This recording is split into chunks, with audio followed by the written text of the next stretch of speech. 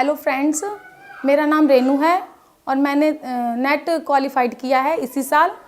तो मैं डीकेटी के माध्यम से आपको ये बताऊंगी कि कैसे मैंने इस नेट क्वालिफाइड कर पाई हूँ। मेरा सब्जेक्ट है सोशल वर्क और ये जो परीक्षा थी वो जून में होने वाली थी, वो जून में ना होके ये नवंबर में हुई थी इस साल, क्योंकि कोरोना वायरस चल रहा था इसीलिए। मैंने जो स्ट्रैटेजी अपनाई, पहले तो मैं ये बताती हूँ कि नेट एग्ज़ाम होता क्या है। नेट एग्ज़ाम होता है जिसको एनटीए कंडक्ट करवाती है और ये असिस्टेंट प्रोफेसर के लिए क्वालिफ़िकेशन के लिए किया जाता है। ये पीजी के बाद करते हैं ताकि हम आगे असिस्टेंट प्रोफेसर की जॉब को पा सके या पीएचडी कर सके, जैसा हम चाहते हैं उसके हिसाब से। और इसको क्रैक करने के लिए, एनटीए को क्रैक करने के लिए दिन रात की मेहनत तो लगती ही लगती है, साथ में अपना फोकस बहुत ज़रूरी होता है। मैटर ये करता है कि आप पढ़ाई में कितना टाइम दे रहे हो, ये मैटर नहीं करता। मैटर ये करता है आप कितना ध्यान लगा रहे हो उस चीज़ के अंदर, कि आप कैसे पढ़ रहे हो। पहले तो हमें सिलेबस को अच्छे से समझना पड़ता है कि सिलेबस है क्या। सिलेबस को समझने के अनुसार हम स्टेप बाय स्टेप, उसमें 10 यूनिट्स होते हैं और 10 यूनिट्स को हम एक एक करके पहले समझते हैं, फिर उसके हिसाब से एक एक यूनिट को हम अच्छे तरह से पढ़ के और करने के बाद ही हम आगे बढ़ते हैं। और हमें ये देखना होता है, ये नहीं देखते कि क्वेश्चन कितने करने हैं कितने नहीं करने, बल्कि ये देखते हैं कि हम उस क्वेश्चन से पहले हमने उस चैप्टर को पढ़ा तो कैसे पढ़ा, और चैप्टर को पढ़ने के बाद उसमें से हम क्या समझे। समझना मेन होता है कि जो ये क्वेश्चन आते हैं वो क्वेश्चन रटे हुए नहीं आते कभी भी, कि जो पिछले साल आ गया वो इस साल भी आ जाएगा। हर बार क्वेश्चन चेंज हो जाता है। वो हमारी बेसिक समझ के ऊपर होता है कि उसके अंदर जो हमने चैप्टर्स को या जो हमने अपने सिलेबस पढ़ा उसके अंदर हम क्या समझ पाए और कहाँ तक हमें इसकी डीप नॉलेज है। फर्स्ट टाइम मैंने अटैम्प्ट दिया था तो मैंने क्लियर नहीं कर पाई, क्योंकि मुझे उसकी इससे समझ नहीं थी, डीपली नॉलेज नहीं थी कि डीप में हमें जाना कैसे है। सिर्फ क्वेश्चंस वगैरह को मैंने याद किया, फॉलो किया और कर लिया। तो उस टाइम मैं समझ नहीं पाई, क्योंकि मैंने अपनी सारी जो क्लासेस है 10th के बाद, क्योंकि मेरी 10th में शादी हो गई थी, तो सारी क्लासेस मैंने कॉरस्पॉन्डेंस से की है। तो मेरे पास कोई वो नहीं था, टीचर नहीं थे कि मुझे क्या करना चाहिए समझाने के लिए, कि मुझे किस तरीके से आगे करना चाहिए। लाइन मतलब पता नहीं थी। फिर मैंने क्या किया, लॉकडाउन में ऑनलाइन क्लासेस चल रही थी तो यूट्यूब पे मैंने सर्च किया, तो मुझे एक क्लासेस मिली, मास्टर क्लासेस है ऑनलाइन, रोहन सर पढ़ाते हैं हमारे सब्जेक्ट। तो मेरा सब्जेक्ट है सोशल वर्क, तो उसकी ना पूरा वो भी नहीं मिलता है पढ़ने के लिए, मटेरियल भी पूरी अवेलेबल नहीं है अच्छी तरीके से, ना ही बहुत सारे टीचर्स हैं उसके लिए। वो यूनिक सब टाइप का सब्जेक्ट है, तो हर कोई नहीं पढ़ा पाता इसको, बहुत कम है टीचर्स वगैरह। तो उस टाइम में मुझे एक सर मिल गए थे अपने लॉकडाउन में, तो समझ लो लॉकडाउन का फ़ायदा हो गया मुझे। तो मैंने उनकी क्लासेस ज्वाइन करी और जैसे जैसे उन्होंने स्टेप बताया आगे मैं ऐसे करते गई।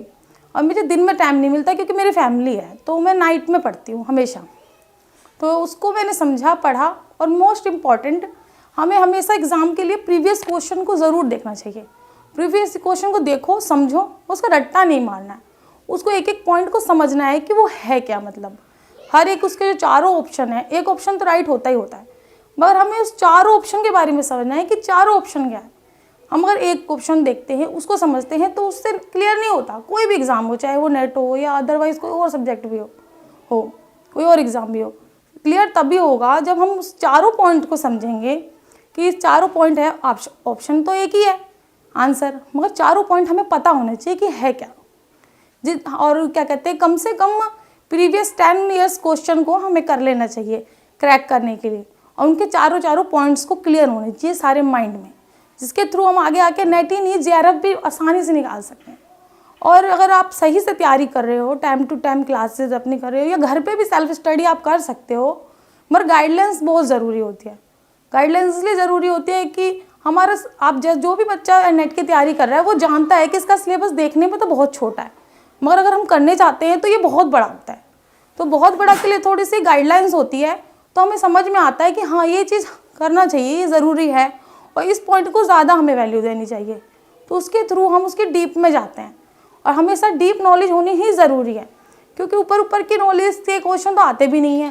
पहली बात, हमें डीप नॉलेज होगी तभी तो हम आगे जाके पढ़ाने वाले हैं दूसरे बच्चों को, हमें आएगा तभी तो हम किसी को पढ़ाएंगे। तो उसको हम जो चारों क्वेश्चंस हमारे होते हैं उनको चारों को अच्छे तरीके से समझना चाहिए। और दूसरा नंबर यह है, क्या नाम है, हमें पढ़ाई के बाद पढ़ते पढ़ते हमेशा एक रूटीन बनाओ कि इस टाइम में मुझे पढ़ना है। जैसे हम हर काम टाइम से करते हैं, खाना भी टाइम से खाते हैं, उठते हैं, नहाते हैं, धोते हैं, वैसे पढ़ाई को भी हमें प्रायोरिटी देनी चाहिए कि हमें इसको टाइम से ही करना है। शुरू में बच्चे क्या करते हैं, मोस्टली बच्चे करते हैं कि अभी तो 6 महीने बचे हैं, अभी तो टाइम है। जैसे हमारा नेक्स्ट एग्ज़ाम होगा जून में, तो अभी बच्चे इग्नोर करते हैं कि अभी तो टाइम है, हम बाद में कर लेंगे। बर्बाद करते करते टाइम निकल जाता है, और जब लास्ट में 1 महीने बचते हैं तो हल्ला मचा देते हैं कि अब ये भी कर लें, वो भी कर लें। तो इससे नहीं होगा। आप अभी से ही लग जाओगे, अभी से ही अगर तैयारी करते हो तो 6 महीने बहुत होते हैं एक एग्ज़ाम को निकालने के लिए। अगर मन से आप 6 महीने अच्छे से तैयारी कर लेते हो तो आप अच्छे से निकाल सकते हो। अब मैंने अपने सोशल वर्क से जो बुक्स कैरी की वो है, अरिहंत की बुक ली मैंने, पेपर फर्स्ट के लिए मैंने ऑक्सफोर्ड की यूज़ किया था, ऑक्सफोर्ड की बुक ऑनलाइन परचेज़ की थी।